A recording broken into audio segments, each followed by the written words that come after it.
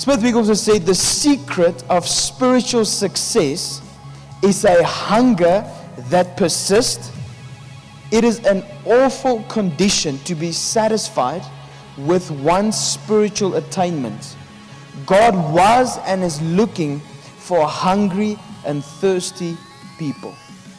A healthy spiritual success is to stay hungry. Stay hungry for more of God. Stay hungry for more of the Word of God. Stay hungry for His presence. We need to be able to stay hungry and willing to learn, to seek more and to go deeper, and to never, now listen, I'm going to explain it, be content with truth. But what I mean by that is to say that I'm not going to settle now with the Word of God and say, I've got it. I've got it. I'm going to be content that God's truth is truth. But in my growing in truth and depth into the truth, I'm not going to be content. I'm going to be hungry and willing to learn. I believe that speaking in tongues is what stirs a deeper hunger for God and His Word. But if I don't speak in tongues, which is such an important thing, and we'll go into it now, doesn't mean I'm not saved. 1 Corinthians 14:5 says, Paul writes, I wish you all spoke with tongues, but even more that you prophesy. For he who prophesies is greater than he who speaks with tongues, unless somebody interprets it, indeed that the church may receive the edification.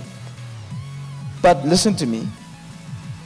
Why would Paul say, I wish you all spoke with tongues, if everybody was supposed to speak in tongues? Because he's speaking to the church, to believers.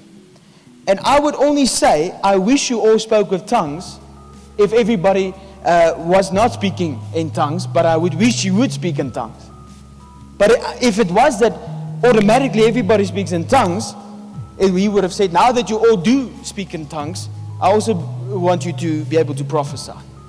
And he talked about how these guys, where one was holding him and the other one was busy getting his gun, and you can hear the two guys saying, kill him, kill him. And as they were saying that, he started praying in tongues, and he says that they've been shooting with that gun.